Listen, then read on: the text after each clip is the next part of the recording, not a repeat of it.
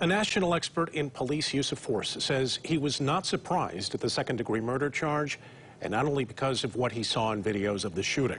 Target 8 investigator Ken Kolker spoke with that expert shortly after the ruling.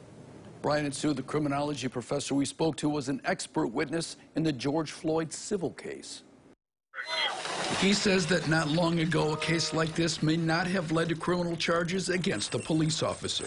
And in today's world, we're seeing a lot of officers being charged where years ago they wouldn't have been charged. It would have been a civil issue. It may be that prosecutors are now just looking at these events differently. Jeffrey Alpert, a criminology professor at the University of South Carolina, co-authored the book Evaluating Police Uses of Force.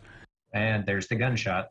His co-author, Professor Seth Stoughton, had watched the video of the shooting for Target 8 when it was released in mid-April. I see a lot of uses of force, a lot of uses of fatal force. None of them are easy to watch. But Alpert says that Stoughton, who testified in the George Floyd criminal case, was consulted by the Kent County prosecutor in the Patrick Lyoya case. Stoughton told us that he couldn't comment.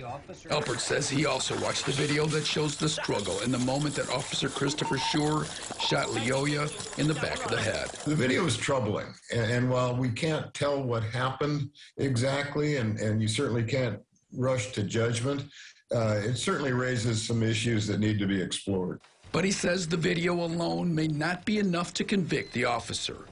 It's very difficult to determine when a civil wrong rises to the level of a crime.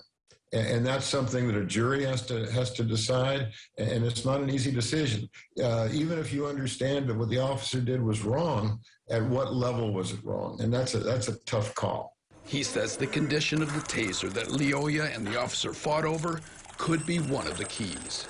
That certainly could be something that convinces jurors that he was in imminent fear of his life, or he wasn't. A lot does come down to that stun gun. Yeah, and you know, the expert was saying that these stun guns, you know, they fire twice, and this one was fired twice. And after that, it becomes, they use it in what they call stun drive mode, which means it has to be put up against your body, but it's for pain compliance, so it's not nearly as serious a threat. Still active, not as serious, but you see some of the avenues here that the defense might take in trying to defend Officer Schur. And it might all come down to that stun gun. Yeah. Ken, thank you. Thanks, Ken.